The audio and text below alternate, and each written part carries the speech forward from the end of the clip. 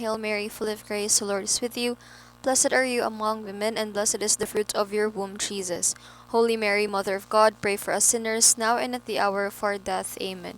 Saint Rita, pray for us. In the name of the Father, the Son, and the Holy Spirit. Amen. Okay, good morning, everyone. Good morning, Dad. Morning. So we will continue with tour guiding. No, last time we have discussed um, what are the necessary skills in order to make a commentary. Of course, no, since you will be submitting your own tour guiding script no this Saturday. So natin mga marag i-include no, just make sure that when you write your commentary, makaya niyo siya deliver. No, because kanay inyong script nga inyong i-submit on Saturday mo po na ang inyong silbi murag i-familiarize no because you will be using that script for your tour guiding na spiel. Okay?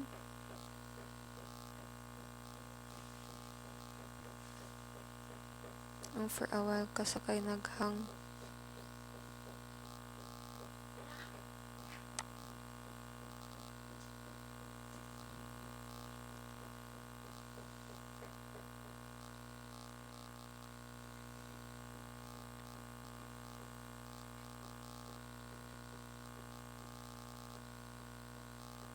Wait lang for a while ka sa...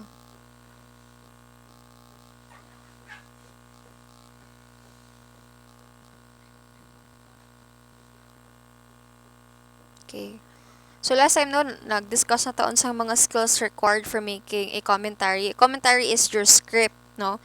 Marag imuhang guide no unsa imuhang i-discuss no during the tour. No, as a tour guide again, it's important that your spiel must be organized. Na kabalo ka unsay sunod na pud isulti, no?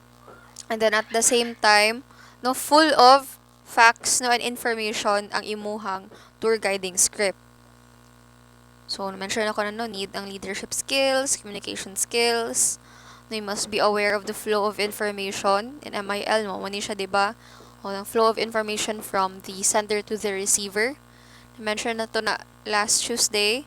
And then, no, 35% ang pinaka-importante no when you speak in front of an audience, 35% comprises of your verbal, like your diction, your grammar, your sentence structure, the way you deliver, no, your spiel, but the majority no of that criteria belongs to the non-verbal, which is your um facial expressions, no, your hand movements, your body language, no, kay importante kaayo na siya.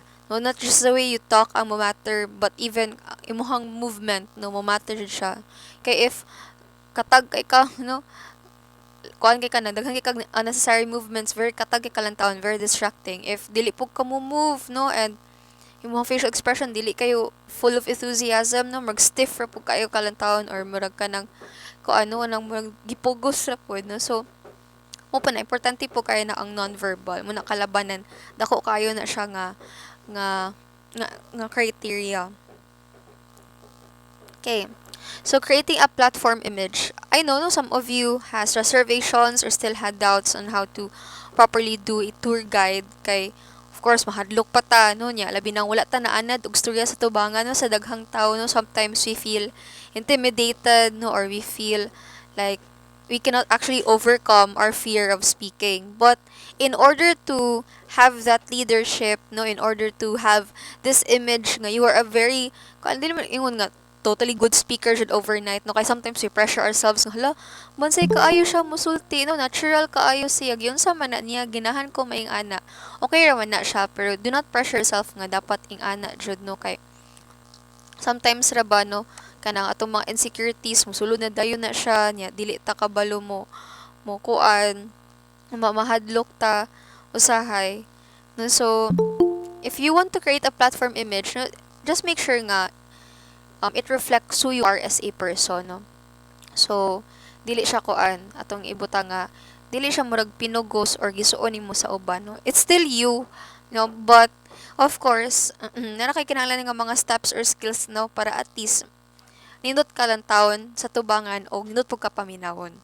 No, so natural lang no, natural lang ka, dili i-over exaggerate, dili pod nimo kanang murag wala po kay gana no, kanang murag ani ra no, normal ra jud nga level of enthusiasm, no, and kanang very interesting to listen to, no. So wala siya. So daghan kaayo og mga steps or skills needed in order to create your image, no, in front of your tourist. First is the voice rate of speech.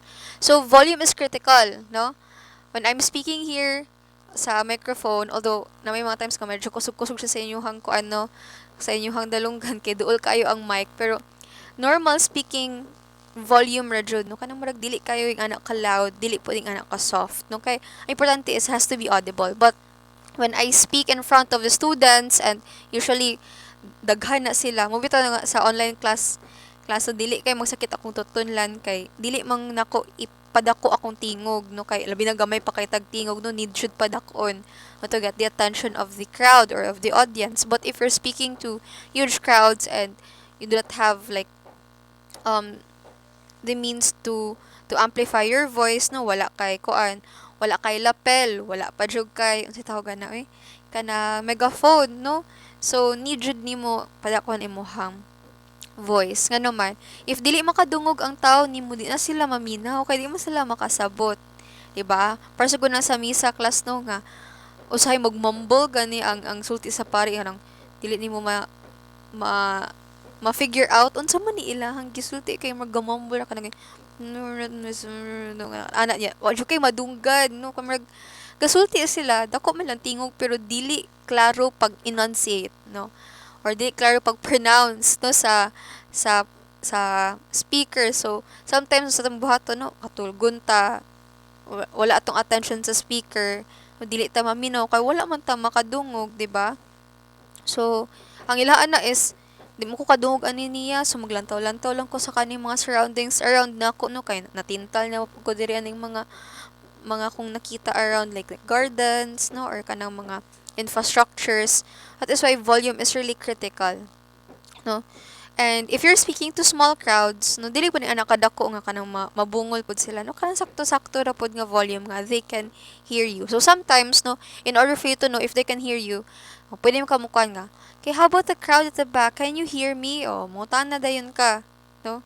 If dili gani, so mo na siya, labi nang ka ng mga tour guide nga gagmay kig mga tingog, no, para sa mga dili jud tibuok, no, say ka ng mga high pitch nga tingog, ang among gamiton lang ana is maglapel or mag-megaphone.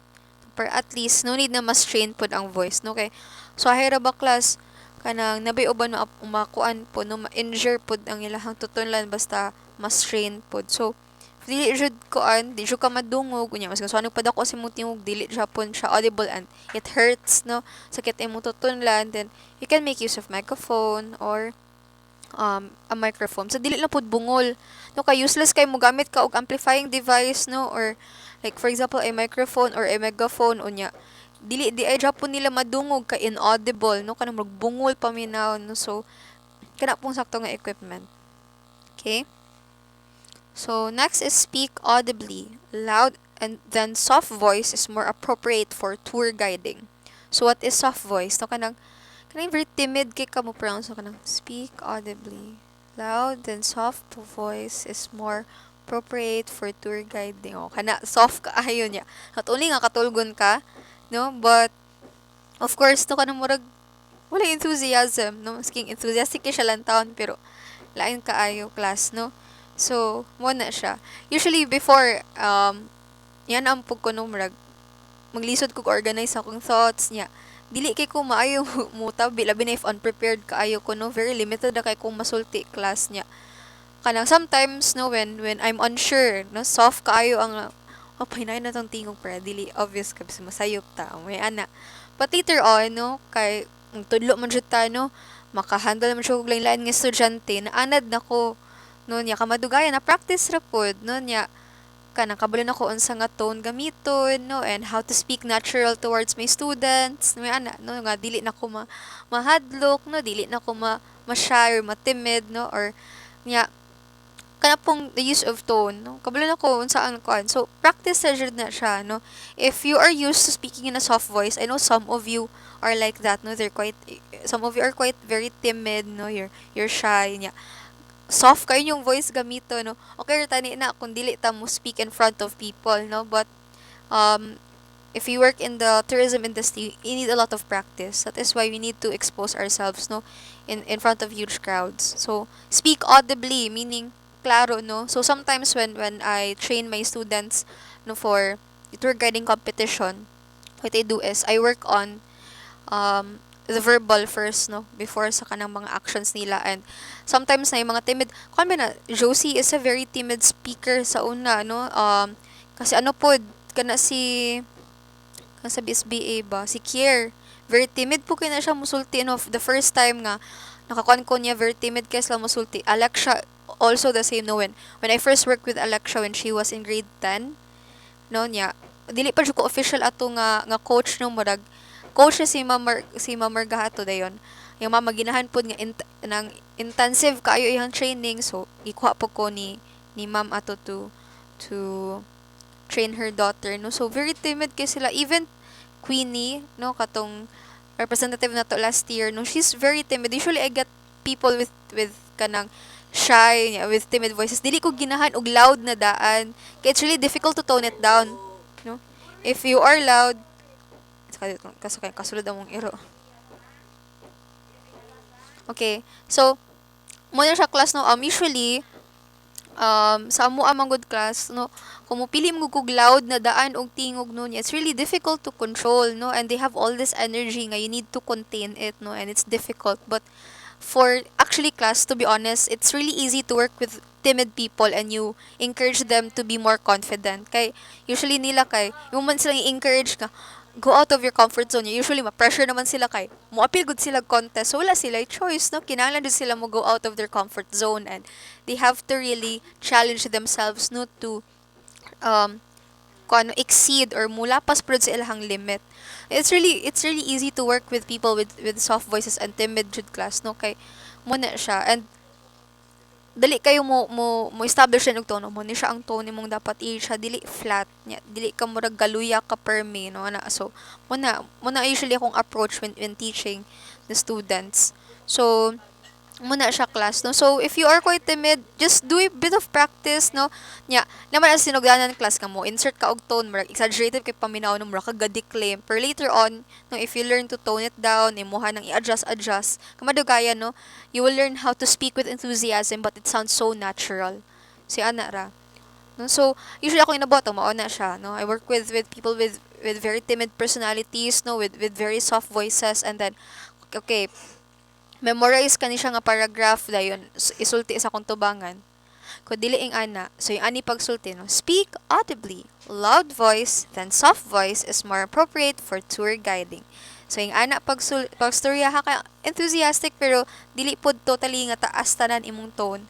No, so kanang soft dayon medyo may pagka-enthusiastic pero dili pod ing ana pod kahinay paminaw. So may ana, no, so usually I do that, no, yeah. We have unsa ni ay kanang tongue twisters, na exercises sa mouth nga dili sila mag tongue tied, no, kay ako gay usay mo when I get tongue tied when sometimes paspas ta musulti, no, nya marumble atong words nya napoy times nga kapoy ka, no, na sa high class ka kana, no, brain fog is actually a real thing wherein mubasa ka sa words nya kapoy ka, wala kay kaon o padyo kay tulog, dili mo basa og tarong kanang paglantaw nimo sa ka-word, lahi na siya nga word, no, nya kung sino sa imong utok mo na imong isulti dili ka to imong nabasa, no. Sometimes mo man that happens. So mo na usually mo ingon din mo nga practice mo, you read a lot of books, no, with complex words, and if you don't know how to pronounce it, ang tumog Google, no, kung ano ninyo kung yun sa pag-pronounce, and then you listen, no, or watch western movies. Then usahay imuha man ang maada pang ilahang kanang mga sinultian, no, nga wala kanang ilahang mga usual nga sinultian imuhang murag ma-absorb, no, and then you try to practice in front of a mirror. So yung ana, no, so yun na kayo mga words nga tongue tied ka o read tongue twisters, practice, no, your tongue maana dira na siya kamadugayan, no, because kung masige ka og practice speaking in English, no, or when you practice speaking, no, maana dira pud imong baba kamadugayan. Si ana ra na siya class. Okay, next, be sure you are speaking to be heard by all, not just a few. Not na siya, not just a few. So, Of course, if you're going to handle at least 30 to 50 people, it's really important in class nga. Dili lang ang katong tubangan ang makadungog, no? You have to address everyone and dapat tanan makadungog, no? Kay their experiences may not be the same, no? And you're going to reach that goal nga dapat all of their experiences dili man ingon totally the same, but at least equal ang pag-distribute nimo sa experience no sa tour towards your tourist. Hindi kay uban wala nag-enjoy ko sa kasabot nimo pero ang katong sa tubangan nag-enjoy paminaw nimo kay tungod sila ray makadungog, no. So di pa na siya. Need to be inclusive.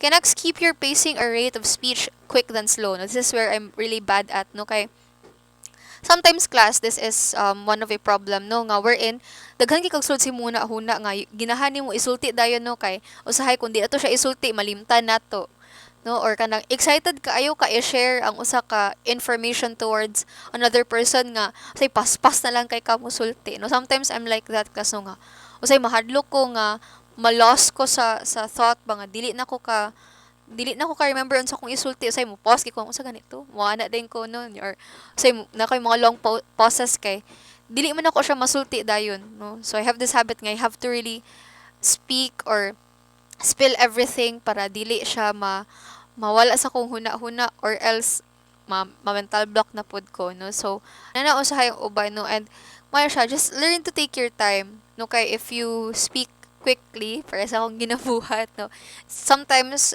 it can be difficult for others, most especially if your um tourists are not young, no. Okay ra kung person mong edad, no, kay they can keep up with your energy, but if you have tourists who are kana person ang mga retired na, no, mga tigulang na maglisod sila keep up sa imong energy kay paspas kaayo, no, nya kuan kay ka kana very active kaayo ka, no. That is why you need to kuan, no, kanang hinahinay lang siya nimo, no. So kay so that when you talk about a certain destination, all of the information that you are going to convey, or let's say to share to your tourist, no, maabsorb nila dayon, no. Kay di ba ko makita na tong flow sa information from the sender to the receiver. So the sender gives out the information towards the receiver then receives it, and then iyan ang i-decode. Decoding is iyang i-process ang information nga iyan na-receive gikan sa imuha before siya mo create og feedback. Para sa gud akong mustorya ko og how was your weekend? So ikaw nga makadungog, how was my weekend? Imo pa na i-process, no, ano mo gaon sila ka atong weekend before ka mo respond, no, sa katong imuhang kasturya. So sometimes, no, it's okay for us to take our time when it comes to speaking, and it's also a very good kuan pod sa ato a class kay it gives us time to think about things that we need to say, no. Kay usually when you speak very quickly, no, usahay kay kung unsa nang naa dira sa imong hunahuna dito din mo isulti, no, without filtering it out, no. So mo po na siya usahay. Okay? So also again, no, we need to give time, no, sa ato ang audience to or sa ato ang tourist to process the information nga imong gihatag. Again, not all of your tourists are young and can keep up with their energy. Others, no, maglisod especially kanang kuan, maglisod pa sila paminaw, no, kay kanang dili sila kadungog og tarong unya kuan pa jud paspas pa jud pagstorya. So ana ra. Okay? So pwede mo ana ra ka nga. Welcome to San Carlos Borromeo Cathedral. This cathedral was established during the story din ka about history about sa place. If you're probably wondering ano mas paspas lagi kayo ma'am kutong sa tour guiding contest because they were given a time limit, no, because in reality, no, although naman po yung time limit ang actual tour but not as short as 5 minutes ang Tibuok City tour, no. So usually it would take siguro mga 30 minutes, no. So tagaan sila time to roam around, na mga 5 minutes ka mo storya si tour guide about the destination, so mga ing-ana. Okay? Pitch and tones are as important as the above mentioned guidelines for effective speech. So, if you know how to adjust your pace when it comes to talking, no, sakto ra nga pace niya. Your voice is also well modulated, no, and even kung ano kanang ang imong pag-speak is is dili pa nga kung ano kasakit paminaw no kay loud kayo, pero sakto-sakto lang nga volume. Ano lang pa nimo ang pitch and tones. Kaya unsa man ako kay kag tingno or madunggan ka sa tanan, very sakto ra jud no, moderate ra ang pace sa imong pagstorya, pero imong tone is very flat no. Mawito na usahay kay, again, I did mention no, it's really better to work with people who are very timid and has a soft voice, kay dali ra kay par nako nga ikuan sila i-train no. Because for the past years no, akong gipangkuha kalabanan kay mga very timid jud nga mga contestants no, like ni Kier, Queenie og ni Josie no, nga kanang kuan kayo, soft kaayo, very soft spoken kaayo no. Kaya again no, although flat ilang tone pag sinugdanan, ma-develop raman siya kamadugayan no. Kisa ka ng kuan class, kaya naman gud two types of tones class nga we need to avoid, or pitch that we need to avoid. Kanang sobra kay ka-exaggerated ug sobra ra pud kay ka-flat no. Kada ganing talinis kaayo nga murag so over exaggerated na kaayo no. I see a lot of that sa mga tour guiding contest class nga. Grabe kaayo og energy. Sometimes it can be distracting, and it is actually kung ano ka nang dili siya realistic. Mo na siya akong masulti. Kay the way I'm speaking right now, that should be the tone of a tour guide nga. Has to be enthusiastic, it has to be natural. No, although na ay depth na ay, let's say ko ano, very animated kaayo siya, paminaw, no? And very enthusiastic. Pero it's not too much, no nga. Kaya lang over na jud kaayo, no? Lain ka ay paminawon class to. And sometimes you get distracted din ata mo focus sa gisulti sa tour guide, no? Focus na siya sa tuang sa iyahang actions ug sa iyahang pagstorya, no? Napoy uwan nga very flat, no? Press anang pitch and tones are as important as the above mentioned. Guidelines for effective speech. So, dako kong tingog, abi ito'y butang. Pitch and tones are as important as the above mentioned guidelines for effective speech. Dako kong tingog, no? Anya, audible naman siya. Dili mo kay anak kapaspas, pero maot siya pun kay paminaw, no? So, put a little color when it comes to speaking, no? Put tones, not too enthusiastic, not just the right amount of enthusiasm. Pitch and tones are as important as the above-mentioned guidelines for effective speech. So, marna, no? Well, kato naka-try na mo na kay sir, man no, sa una, kato ni ana siya nga, mag-create mo og unsa to katong sa inyohang mag-confide siya, no? Kanang announcement sa Philippine Airlines, something like that, no? Okay, so need pud mo no nga kun kay, of course, sa Philippine Airlines usually ilaha pud is mo speak man jud ka no. So if observe nimo sila class, kita naman mo sa mga videos sa inyong ginalantaw, di ba? Naara sa mga videos ay example kung unsa jud pagstorya no in proper way when announcing you need to depart no, or you have arrived in a destination. So, makita man po ninyo giyon sa nila pagstorya. So, ra, no, ang tip dira is, again, look at YouTube tutorials. You also watch Western movies, no? Sometimes we get a lot of like expressions from them, no, their words. And we also need to read. Kasi you're not, atuloy butang you're not an avid reader. Pero, kailangan mo read og mga articles, especially, no, in English from time to time. So, start with articles lang, no, or stories nga very short lang, na then move din ka sa katong like mga novels sa dayon no, and then katong move din ka sa kanang mga adult fiction nga wherein mogamit sila usahay og kuan not really like high falutin words, but these complex words no, and kuan po siya class no, kanang grabe ka detailed ang pag-explain nila sa ilang surrounding. Very, ang visuals niya ba, no? Ma-describe sa ilang writing. So, at least, imong vocabulary mo expand. Okay, so, mura jud na siya ang tip po to help you practice. Okay, next is vocal tics, such as and are distractions and becomes a mannerism that you have to avoid. That is true, no?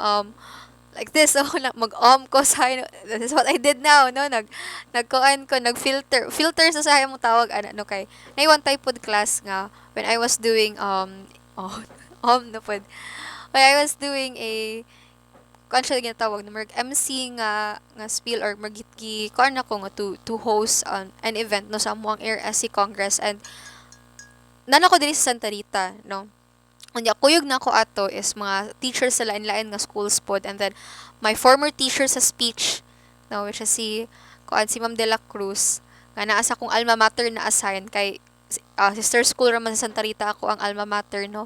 Unya nagkuan dayon ko, no, nagstorya ko nila niya, okay raw siya. Sai, you know, you're really great out there. Just avoid so and those filters, because kanang dili daw ko, no, kaayo formal, especially if nag-host ko og kanang very formal nga event like meeting, no, or for example kanang murag conference, and it's really difficult to, because really use ums all the time, no. I use and so may anak ko sa high, it is because mer siya gitawag siya filters class or vocal tics, no.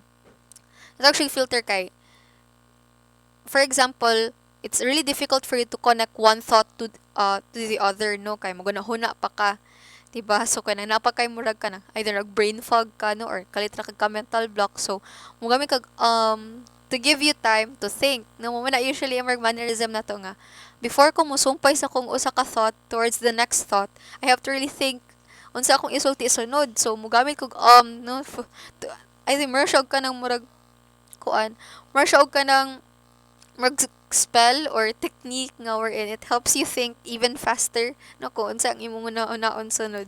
No, it's really difficult, no, especially for us who are not native speakers of the English language. Like, okay sa ato, maski ganing mga Bisaya, no, nga pila na ta ka tuig ga Bisaya class, no, magkanang bag-ana pa man gani ta, diba? So, and it's really difficult, no, but we need to really avoid that, especially if we're going to have like an educational tour, no, nya.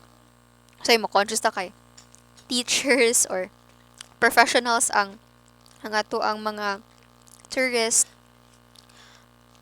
So, mo po ni siya, no, if you are mindful, na po, if you're quite mindful of it, no, usahay matang-tang na po nimo. So, just a bit of practice. Sa kuan mo good class sa tour guiding nga competition, the reason why we avoid and so, kay ako nang dili mo magbutang og suon and sa inyong script, ha, kay usay ra ba kita, no, kanang mag-picture out taon sa to pagsulti niya, mabutang ni tag so, to move on to the next manay ka isulat dayon nimo dira, i-avoid na siya kay basin maanad ka, no, mag-practice kasi mong tour guiding script unya himan-himan ana madala nimo ang so imuha na siyang kuanon, imuha na siyang tangtangon from your script, no, just kuan lang kanang kung siya nga sentence. Kay basin maanad kay muhang basa-basahon. So, ang reason nga wala may mga vocal tics sa tour guiding competition is because silang script gina-remove na ko ng mga so, no, kanang silahang script, ako nang kakasun. Ayaw, kay kuani siya. No, though, naanad na kam sulti ani, pero need to avoid this, no, kay lain kaayo paminaw. So, mo na siya, no. So, nandiyan na nako. It's okay to have this in a usual conversation. No, but when you speak in front, avoid lang. That is why we have a commentary or a script to guide us so that we will know, no, nga, okay man lang, so to connect, no, but ang pasabot sa akong teacher is, so, to proceed to the next, no, dili na siya. So, tangtangon mo ng, so, to proceed to the next destination, tangtangon na, to proceed to the next destination, so, I will be needing you to, may ana ra, difficult kayo, no? Even I have a really hard time no, removing vocal tics as well, no? Because usually it comes to day-to-day conversations, no, with my colleagues, or when I talk to you, no, to my students, usually it's like a natural casual conversation with you, no. It's like I'm just sharing an information nga ako ang na-learn niya, ako ang i-share sa inyo, maging ana ra kung ma-feel, no. That is why dili kay ko yung ana ka stiff when it comes to talking with you guys, kay maglain kay paminawon nga it sounds like a lecture other than an actual like a conversation, although ako naman ang sigig tabi, you know. So mo na siya guys, pero kung kamo na mo speak in front, no, with the tourist, avoid lang ta ng vocal tics, okay? Next is eye contact. I did mention this one no, last Tuesday. So we really need to make eye contact because at least sincere ta, no? Because when we look around and we don't look at our guests in the eye, they would feel nga kuad sila kaso ka lang, so mani siya, murag wala siya galantaw na mo, no? Murag distracted kaayo siya or ga-avoid siya sa amo ang gaze, no? Kanang awkward kaayo, no? Uncomfortable ba siya towards na mo or kuan ba siya, no? So, if you really want to sound sincere, no, nga you really want to convey no the information to your um students ano, to your tourists, no, dapat you have to look them in the eye, no. It really sounds sincere when you look someone in the eye and when you talk to them, no, kay kung muduko po ka class, it feels nga you are confident, no.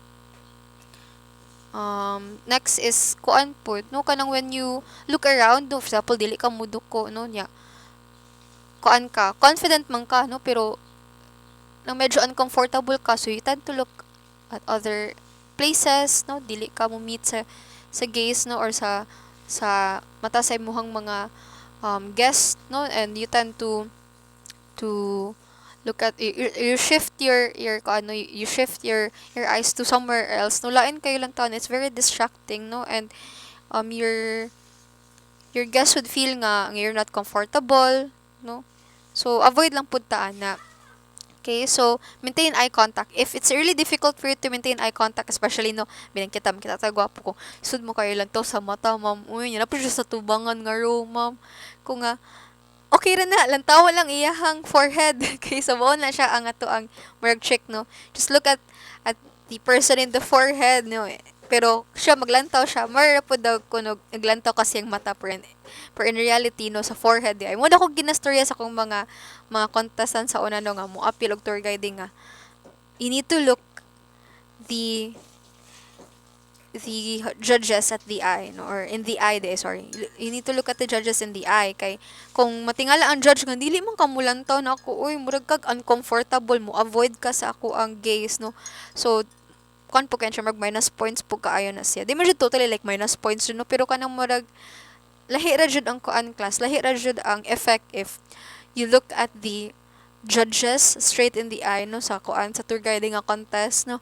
That I often tell my contestants nga, do not worry if you feel intimidated, no, because mahadlok man jud ta sa sa judges. It is because stricto kay sila lang tao, no, yung usahay magmugot niya masking gastorya na ka og joke dira, no, murag they look unamused but actually no they are trying to assess you, evaluate nila kung yun sa nimo pagdala sa tour guiding spiel mo na ko nga ay laka bala ka, no, it's a natural thing, no, when you become a judge, no, usually focus kaayo ka sa iyahang routine, sa iyang pagstorya nga nga dili kay ka at ease, no, so it's okay, no, pero we still need to make eye contact sa mga judges. So what you're going to do is just look them in the forehead, no, kung ginahan ka mo avoid silang eye contact pero ginahan siya pun ka mo establish og eye contact kunuhay, we will create an illusion as if you are looking them in the eye.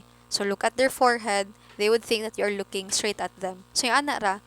Okay, so muna kong ginaingon sa kong mga estudyante, no, kay sometimes ang good class, no, nami na kayo tag stinuryahan class, no, nami na kayo tamukuan, nami na kayo magsulti dira sa tubangan, makalantaw lang gani tag usa ka tawo nya gatutok sa atoa, mawala dayon ta, diba? So to avoid that, no, nga makuan mawala ka kadiyot, no, or mental block ka kay tungod nakalantaw ko siyang mata, no, na ka contact ko lain kay awkward kayo. So to avoid that, kato lang nga technique. Okay, so is it important to look someone in the eye or at least have an illusion to look at them, no, straight in the eye? So looking at the person in the eye means you are listening to what he is saying, and it's a message of recognition. And that is true. Not only when you speak, you need to look someone in the eye, but even as you listen to them. Kay, have you ever experienced nga, you're trying to share something to someone, and they're in front of you, ha, but they are not looking at you.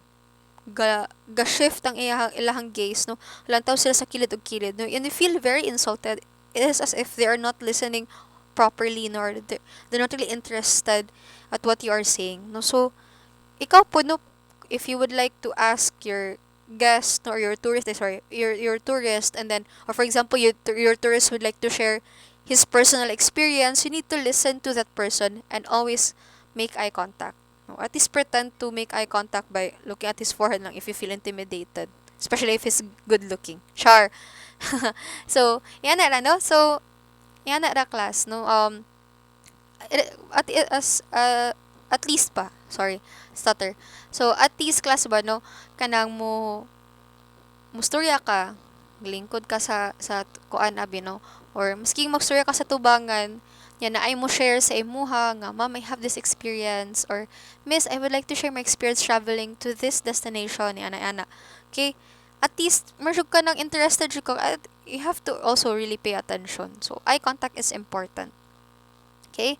Body language. Be conscious of your body language, not overly so, but just enough to become more mindful of its effect. As what I've mentioned, no, dili ta magkuan, no, mag-make og unnecessary movements, no, nga, jittery kayo ta, or we wave our hands, like, all over the place, no, dili po siya, kuan, it's too distracting, no, so, avoid unnecessary movements, no, so, kuan, no, natural lang nga hand movements, space, from one place to another, no, at least dili lang ka focus into one area alone, no.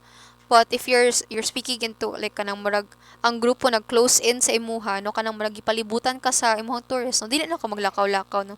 You stay where you are pero make use of hand gestures. Okay, watch for cues from others, focus on how they move and react to your speech, and also how you react to their body language and gestures. Not only that you have to be mindful of your own body language, but you also have to be mindful of the body language and gestures of your tourist. If you see nga they feel uncomfortable, maybe because of what you said, no, you may either ease up a bit, no, or mo divert pa ka into a joke or to a fun story, to at least ma-relax sila, no. Or for example, if they feel uninterested and you see, no, silang body language, silang gestures nga murag boring na kaayo ang tour, no, so do something like, for example, no, tell a fun story or interesting story, or maybe you need to also bring them to a destination that is very interesting as well, no, or kung basing gutom ra pud di ay sila class, no, you need to be really mindful of that as well, no. It's already naman 10 a.m., no, usually morning time nga you'll have your snack, so I know you all of you are hungry and you are all exhausted, so let's try to look for, no, a place to eat, no, something like that. So we need to be also mindful not just with your own body language, but also of the gestures and body language of your tourist. Oh, your audience. So, speech offers the benefit that writing does not. No, so sa sinauna pa lang panahon class, no, when we pass on stories, no, from one generation to the next, some of our previous ancestors, they do not um use writing pa sa una, no, gipasa na nila, no, through um telling stories by the campfire baron, no, or ipasa na nila through songs, no, from one generation to the next. So that is the ability to get immediate visible feedback, and it's again, no, it's really easy to get immediate feedback, no, through speech, no, through speaking. So in writing, there is a chance that you get misinterpreted because you cannot read tone. Mabitaw na ako sa class, when we send a text, when we send a letter, and if the person is in a really bad mood, although imuhang emotions pagsulat nimo ana is wala man kagisapot, wala man ka nasukuan ning tawhana, no, pag sulat nimo ani nga message, but siya nga bad mood kay siya, nag-away pa jud mo pagbasa niya ana imo nga message, labi nang wala pa jud ka ng mga emoji, no, sometimes it can be misunderstood, no, so or misinterpreted, no, because again you cannot read tone. That's a disadvantage of writing, no, although the advantage is you have a lot of time to organize, no, your thoughts into writing, no, you can omit ka ng mga kuan, no, kaysa sa speech nga usahay spontaneous kaayo, but sa speech man good, no, you can convey your emotions just through speaking. Makabalo sila nga you're angry, you're frustrated, or you're happy, no, just by the way you speak. But if in writing, sometimes it can be misinterpreted. Mapo na siya. No, a very dugay ang feedback, no, kay sulaton pa niya. Okay, so that is why in writing, sometimes it can be misinterpreted or misunderstood by the audience. No, in speaking, there is more flexibility.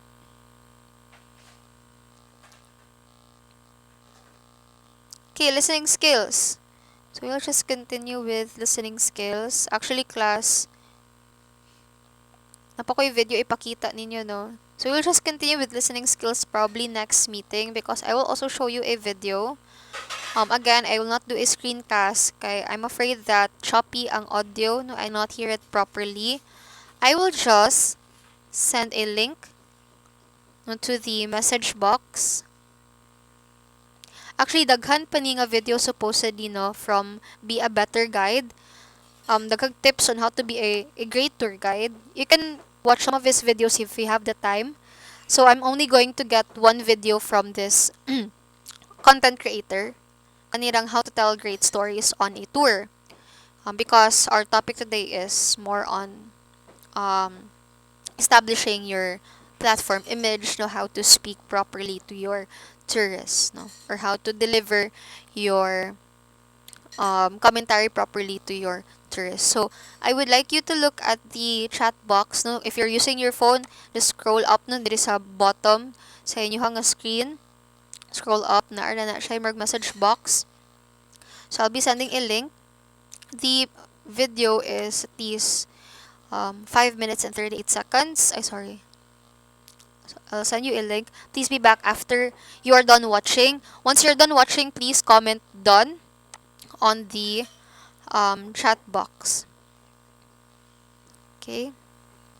So just click on this link. I'll stop presenting so that you can see.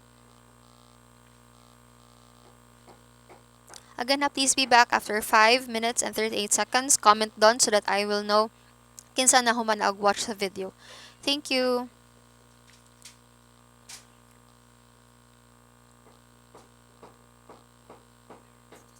Hi there, it's just about 30 degrees Celsius where I am right now, which is pretty warm for me. And I realized in these videos I don't actually need to wear pants. So this week, just shorts.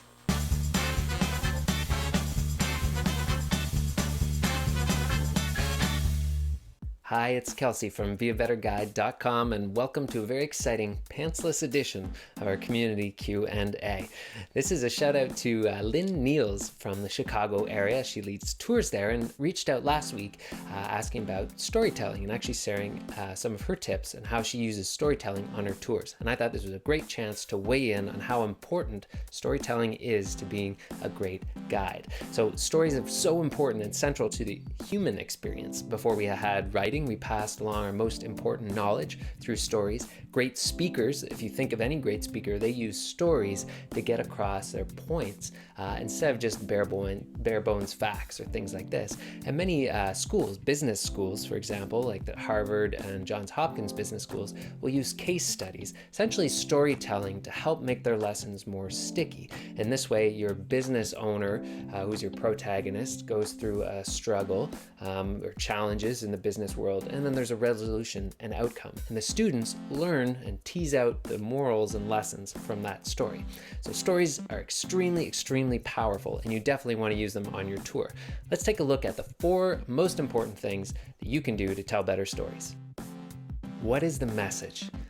What is the most important information or message that you want to get across to your group? You're obviously choosing to share some information with the people on your tour, but what is the most important message? We think of these sometimes as the moral, maybe some insights or a lesson to be drawn from that. Maybe it's for humor, but whatever that main message is, it's got to be very clear, because that will allow you to cut all the fat out of your story. Anything that doesn't contribute to that main message can be cut out, and you can be a much more effective storyteller.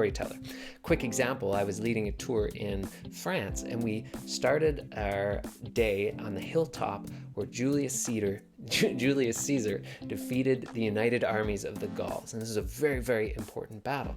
So there's obviously tons of facts that I could share about that battle and information. But the key message that I wanted to get across was a few points. 1, how important this battle was for the future of Europe. 2, how victory for the Romans wasn't certain. That was kind of the tension. We take it for granted now, but victory wasn't certain. And lastly, that the effects of that, the consequences of that battle echoed until this day. So those were the 3 big things that were my message. Who is your audience? Every storytelling exercise should begin with who is in the group that I'm telling the story to.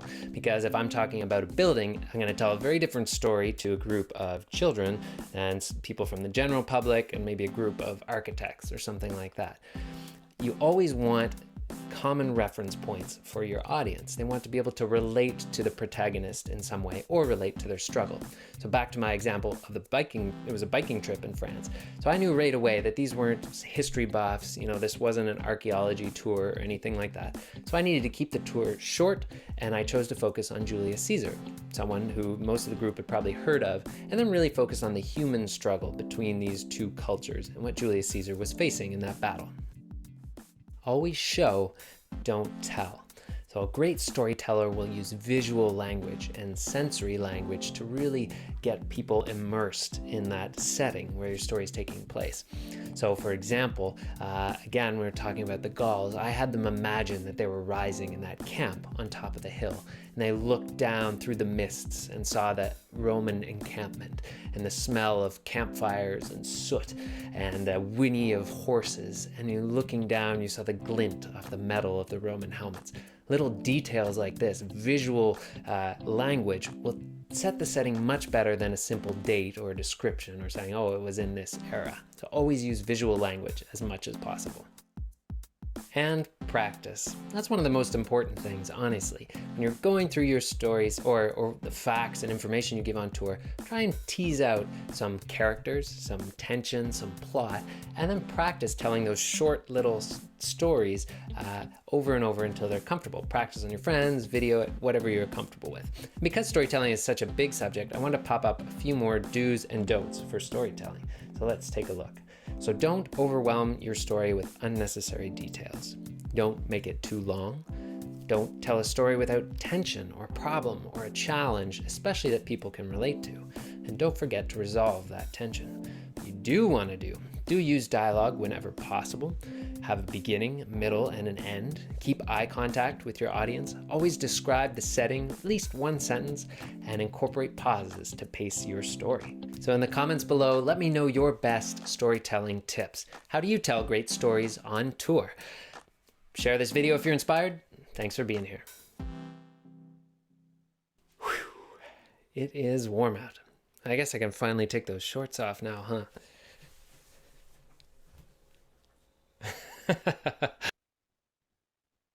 Hi there.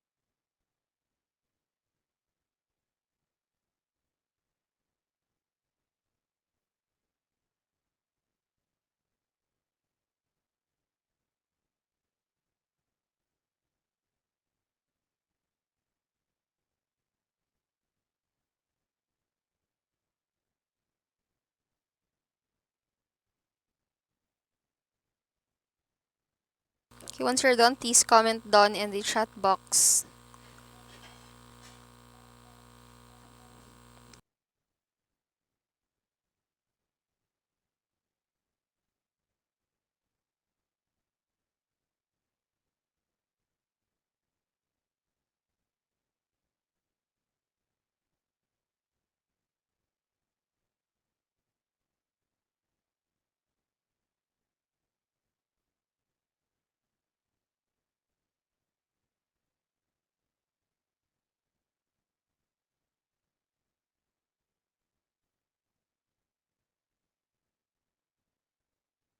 Okay, Barvelin is done.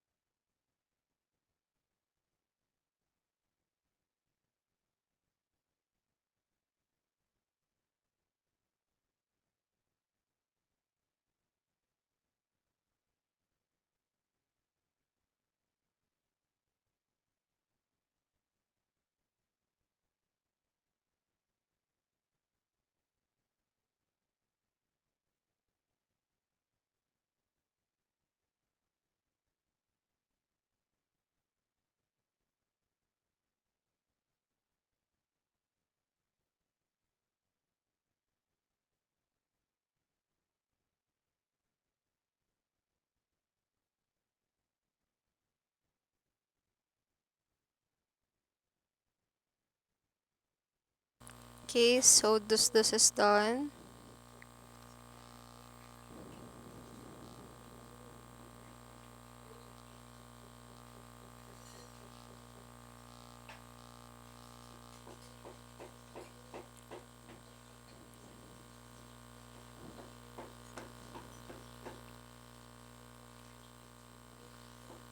Okay, so let's continue. No? So as you can see, now based on the video, you really need to also keep in mind what kind of audience or who are your audience no when it comes to telling stories. And when you tell stories, then it has to be very interesting. As you can remember, there are some sub parts no sa marketing nato last year wherein we also included case studies.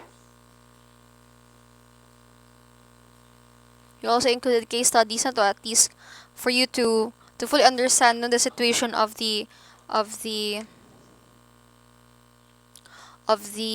um business owner no.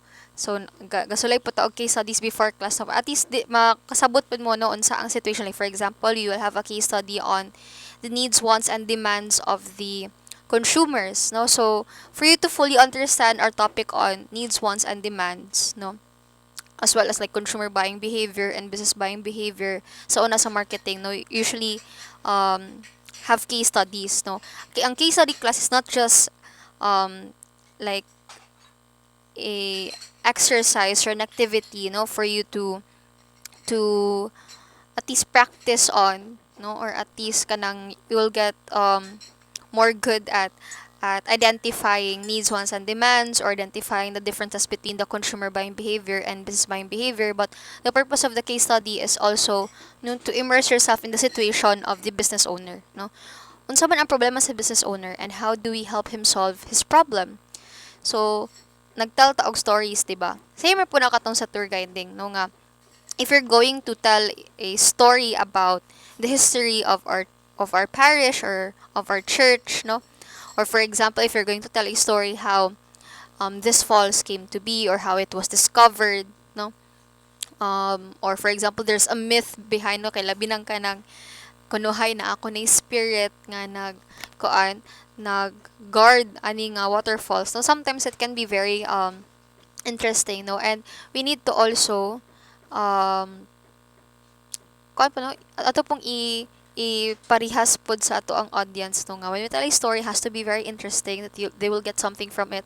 At the same time no, ato pong i bana-bana pod nga okay, I'll be talking to a group of students. How do I make this interesting for them? How do I also tell a story nga wherein mufit pod sa ilaha nga age level no. If I'm going to tell a story among um adults no, dapat dili lang pud siya full of stories or very fictional nga kanang kuan, but also na po yung mga fun facts or trivias no, because other adults would also like to learn something from the trip or from the tour. So mo na siya no, his videos are really quite helpful class, not only how to tell great stories no, but also kuan pod class no, how to also be very good at assessing our audiences. Kasi I do hope that you have learned something from our class this morning. So we will now proceed with macro perspective.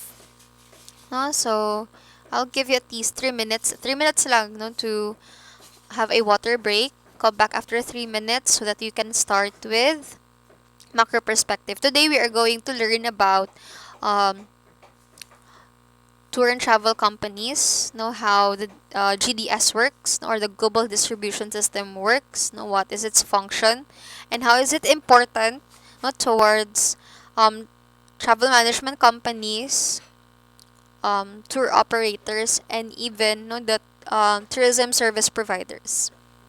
Okay, so please be back after 3 minutes for a water break and then come back for our next discussion. Thank you so much for listening, everyone. Ayaw lang ipalong, no? So, naaraman drapon ko diri.